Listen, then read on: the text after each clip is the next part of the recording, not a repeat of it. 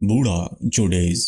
यूं तो इस सरजमीन का चप्पा चप्पा हैरत अंगेज वाकयात से पुर था। सारे मुल्क की फजा से मजहबियत की बू आ रही थी, ताहम उसमें हद दर्जा की वीरानी महसूस होती थी। एक जगह नंगी पहाड़ियों के दामन में एक बड़ी झील पुरसुकून हालत में थी। सीवार के लातादाद जजीरे हवा के झोंकों से उसके स्याही माइल और साकित पानी के ऊपर तैरते रहते थे। उस झील के किनारे कोई आबादी न थी, सिर्फ एक छोटी सी झोपड़ी उस हैबतनाक फजा के दरमियान खड़ी थी जिसमें बूढ़ा जोसेफ रहता था। मछलियां फरोख्त करने से जो आमदनी होती थी उसी से उस बूढ़े की गुजर औकात होती थी। जिस कद्र मछलियां वो पकड़ता उन्हें लेकर हफ्ते में एक दिन वो कुर्बो जवार के गांव में फरोख्त कर आता और वहीं से अपनी जरूरियात के मुताबिक छोटी मोटी चीजें खरीद लिया करता था। एक मर्तबा मैं उस बूढ़े गोशा नशीन से मिलने के लिए वहां गया। उसने मुझे अपने हमरा मछली पकड़ने के लिए चलने की दावत दी और मैंने उसे बखुशी कबूल कर लिया। उसकी कश्ती भद्दी और पुरानी थी जिसको कहीं कहीं से कीड़ों ने खा लिया था। बुढ़ापे की वजह से चचा जोसेफ के चेहरे पर भी झुर्रियां पड़ रही थी। कश्ती के एक सिरे पर बैठा हुआ बुढ़ा आहिस्ता आहिस्ता मगर एक ही रफ्तार से चप्पू चलाकर कश्ती को खे रहा था। उसके चप्पू चलाने का अंदाज ऐसा था जो साहिल की वीरानी से पैदा होने वाली बेकैफ फजा में अमन और सुकून का पैगाम लाकर हमारे दिल के बोझ को हल्का कर रहा था। मुझे ऐसा महसूस हुआ गोया पुराने जमाने का कोई आदमी उस पुरानी कश्ती में मुझे बिठाकर सदियों पीछे की दुनिया की सैर करा रहा है। वो बूढ़ा अपने जाल को फैलाकर फेंकता और मछलियों को पकड़ पकड़ कर कश्ती में डालता जाता था। मछलियां पकड़ने का काम खत्म कर लेने के बाद वो मुझे झील के दूसरे किनारे की तरफ ले चला। उस तरफ मुझे दफतन एक शिकस्ता झोपड़ा नजर आया। उसकी दीवार पर सुर्ख रंग का एक बड़ा सा क्रॉस बन रहा था जो सूरज की अलविदाई किरणों में इस तरह चमक रहा था गोया किसी के लहू से रंगा गया हो। वो क्या है? उसकी तरफ इशारा करके मैंने दरियाफ्त किया। वही मुकाम जहां जुडैस मरा था, सहम कर और अपने ऊपर क्रॉस बनाते हुए उसने कहा। क्रॉस बनाने से बूढ़े का मकसद गालिबन ये था कि हजरत ईसा का क्रॉस उसकी मुहाफिजत करेगा। मैं उसका जवाब सुनकर जरा भी परेशान नहीं हुआ। मैंने फिर पूछा, जुडैस? कौन जुडैस? एक आवारा यहूदी, उसने जवाब दिया। मैंने उसे पूरा किस्सा सुनने की ख्वाहिश जाहिर की। वो किस्सा बहुत ही ताज़ा था और इसके साथ ही सच्चा भी था। चुनाचे किसी कहानी की बनिस्बत उसके सुनने में बड़ा मजा आया। सबसे ज्यादा खूबी की बात यह थी कि बूढ़ा जोसेफ जुडैस से बखूबी वाकिफ था, इसलिए इस किस्से में गोया जान आ गई। बूढ़े ने कहना शुरू किया, इस झोपड़े में पहले एक ऐसी औरत रहती थी जिसके खावंद ने उसे छोड़ दिया था। वो भीख मांगकर अपना काम चलाती थी। उस औरत से पहले इस झोपड़े में कौन आबाद था, इसके बारे में बूढ़े चचा को कुछ मालूम न था। शाम के वक्त की बात है। एक दिन एक मुअम्मर शख्स जो तकरीबन 200 बरस के सिन का रहा होगा और बमुश्किल तमाम चल फिर सकता था, इस झोपड़ी के पास से गुजरते हुए उस तन्हाई में बसर करने वाली औरत से भीख मांगी। बैठो दादा, उसने उससे कहा। यहाँ की कुल चीजों पर दुनिया की सारी मखलूक को बराबरी के हुकूक हासिल हैं क्योंकि ये सब सारी खुदाई की देन है। दरवाजे के ठीक सामने एक पत्थर पड़ा हुआ था। वो बूढ़ा उसी पर बैठ गया। तब से वो उसी के साथ उसी झोपड़े में रहने लगा। वो उसकी खुश्क रोटियों से हिस्सा बटाता और घास फूस के बिस्तर पर दिन गुजारता। इसके बाद उसको छोड़कर वो कहीं नहीं गया। गालिबन इसके सफर का भी इख्तिताम आ गया था। दोशीज़ा मैरी की तरह रहम करके उसने बूढ़े के सफर जिंदगी का इस तरह खात्मा कर दिया। चचा जोसेफ कुछ कहते कहते रुक गए। ये उसी औरत की मेहरबानी थी कि एक आवारा यहूदी के लिए उसने अपना दरवाजा खोल दिया और उसको पनाह दी। वो आवारा और चारों तरफ घूमने वाला था। कुर्बो जवार के लोगों को पहले तो उसकी इन आदतों के बारे में कोई वाकफियत न थी, लेकिन जब उन लोगों ने इसे हमेशा एक जगह से दूसरी जगह घूमते और चक्कर काटते हुए देखा तो इन्हें यकीन कामिल हो गया कि इसी तरह घूमना और फक्कड़पन उसकी आदत का एक जुज्व है। इन दोनों को यहूदी समझने के लिए माकूल वजह भी मौजूद थी। चूंकि उस बुढ़िया को कभी किसी ने गिरजा में जाते हुए नहीं देखा था, इसलिए आसपास के लोग उसे यहूदन समझते थे।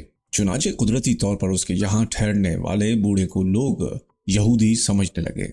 देहात के छोटे छोटे बच्चे जब यहूदन बुढ़िया को भीख मांगने के लिए आते देखते तो झुंड के झुंड उसके पीछे इकट्ठे हो जाते اور یہودن آئی کہہ کر خوب شور مچاتے۔ جب بوڑھا بھی وہیں رہنے لگا تو دونوں ایک ساتھ ہی قرب و جوار کے گاؤں میں بھیک مانگنے کے لیے جانے لگے۔ وہ ہر دروازے پر کھڑے رہتے اور چند رٹے رٹائے جملے گڑ گڑا کر سنانا شروع کر دیتے۔ دن کے وقت انہیں ہر شخص گاؤں کے راستوں پر چلتا ہوا اور دوپہر کے وقت تیز دھوپ میں کسی سایہ دار درخت کے نیچے بھیک ملے ہوئے ٹکڑوں کو کھاتا ہوا دیکھ سکتا تھا۔ اس خطے کے لوگ کچھ ہی دنوں میں اس یہودی کو بوڑھا جوڈیس کے نام سے یاد کرنے لگے۔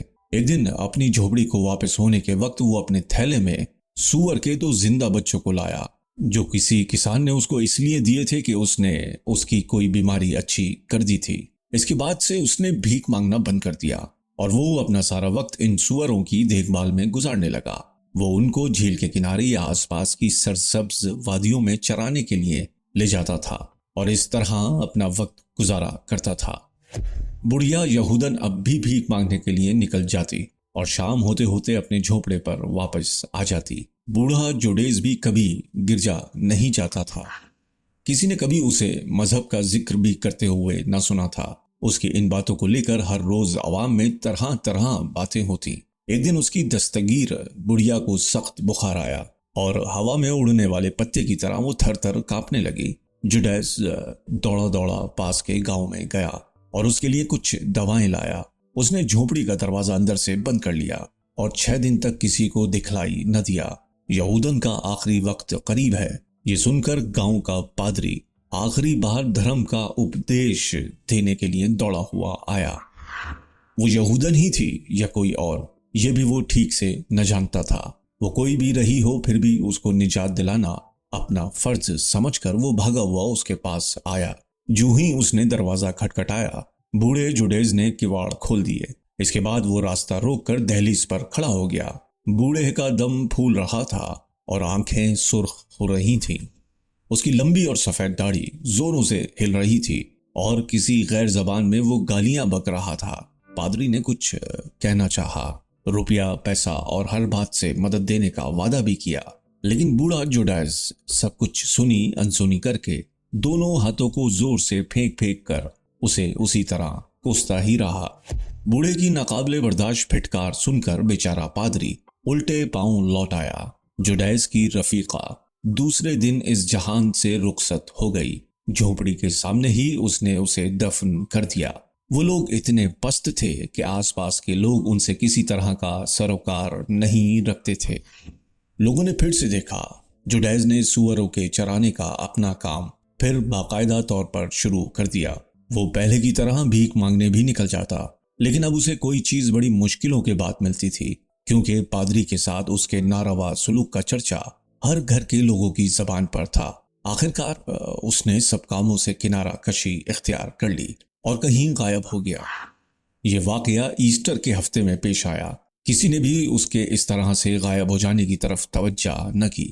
ایسٹر کی اتوار کی بات ہے، کچھ لڑکے لڑکیاں جھیل کے کنارے کنارے کھیلتی کودتی ہوئی اس جھونپڑی کی اور نکل پڑی تھی۔ ان لوگوں کو جھونپڑی میں زور کا شور و غل سنائی پڑا۔ قفل لگا ہوا تھا، لیکن لڑکے اسے توڑ کر اندر داخل ہو گئے۔ دونوں سور جیل خانے سے چھوٹے ہوئے قیدی کی طرح نکل بھاگے اور پھر کبھی نہ دکھائی پڑے۔ بچوں کا گروہ اندر داخل ہو گیا۔ فرش پر انہوں نے کچھ چتھڑے پڑے دیکھے۔ بوڑھے جوڈیز کا ٹوپ ایک طرف لٹک رہا تھا، کچھ ہڈیاں ادھر ادھر بکھر رہی تھیں، خون کے دھبے سوکھ رہے تھے اور کھوپڑی کے گڈھوں میں گوشت لگا ہوا تھا۔ اس کے سوروں نے اسے اپنی خوراک بنا لیا تھا۔ یہ واقعہ گڈ فرائیڈے کے دن دوپہر میں 3 بجے کے قریب پیش آیا۔ اپنے قصے کو ختم کرتے ہوئے بوڑھے جوزف نے کہا، تمہیں یہ کیسے معلوم؟ میں نے دریافت کیا۔ اس میں شک کی کوئی گنجائش ہی نہیں، اس نے جواب دیا۔ میں نے اس کو یہ سمجھانے کی کوشش نہیں کی کہ یہ بھی ممکن تھا کہ جھونپڑی میں مالک کی وفات کے کچھ ہی عرصے بعد بھوکے سوروں نے اسے کھا لیا ہو۔ دیوار پر جو کراس نظر آ رہا ہے، اس کے بارے میں کچھ نہیں کہہ سکتے۔ اچانک ہی وہ ایک دن صبح اس جگہ اس انوکھے رنگ سے بنایا ہوا نظر آیا۔ کوئی نہیں جانتا کہ اس کا بنانے والا کون ہے۔ تب سے ہر ایک کو یقین ہو گیا تھا کہ چکر لگانے والے یہودی نے اسی مقام پر موت کو ہم آغوش کیا ہے۔ میں خود بھی اس قصے کی سچائی پر تقریباً 1 گھنٹے تک یقین کرتا رہا۔